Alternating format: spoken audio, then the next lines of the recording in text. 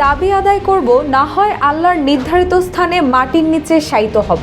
গণতন্ত্রের সাথে জনগণের ভোটাধিকারের স্বার্থে এক চুল ছাড় হবে না। সোমবার দুপুরে নিজ ভেরিফাইড ফেসবুক পেজে দেওয়া এক স্ট্যাটাসে এসব কথা বলেন বিএনপি নেতা ইশরাক হোসেন। অন্তর্বর্তী সরকারের একটি অংশের মধ্যে ক্ষমতার লোভ জন্ম নিয়েছে উল্লেখ করে পোস্টে ইশরাক লিখেন, নিরপেক্ষতা বজায় না রেখে তারা একটি দলের প্রতিনিধির কাজ করছে, তাদের অবিলম্বে পদত্যাগ করতে হবে বলে দাবি জানান ইশরাক হোসেন। পোস্টে তিনি আরো লেখেন, এরা হাসিনার মতোই বিচারকদের হুমকি দিয়েছে, নির্বাচন কমিশনকে চ্যালেঞ্জ করছে, উচ্চ আদালতে হস্তক্ষেপ করেছে এবং আমলাতন্ত্র হাসিনার দোসরদের সাথে নিয়ে লম্বা কুচক্র পরিকল্পনা করছে। একদিন এদের সবার নাম পরিচয় প্রকাশ পাবে। RICL TMX, যুগের পর যুগ স্থাপনা থাকে মজবুত।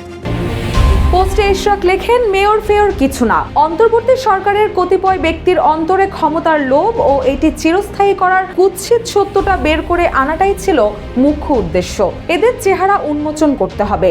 সর্বশক্তি দিয়ে এরা ঢাকায় বিএনপির মেয়র আটকানোর চেষ্টার মধ্য দিয়ে আগামী জাতীয় নির্বাচনে কি ভূমিকা পালন করবে তা ক্লিন কাট বুঝিয়ে দিল।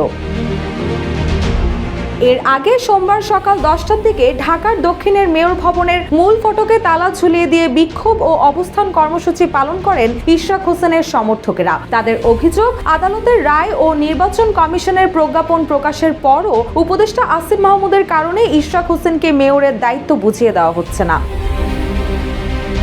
এদিকে এমন একটি সময় ইশরাক হোসেন ফেসবুক পোস্টে এমন দাবি জানালেন, যখন তাকে ঢাকা দক্ষিণ সিটি কর্পোরেশনের মেয়রের দায়িত্ব বুঝিয়ে দেওয়ার দাবিতে টানা 5ম দিনের মতো বিক্ষোভ করছেন তার সমর্থকেরা। রুশা সুর, জয় জয় দিন।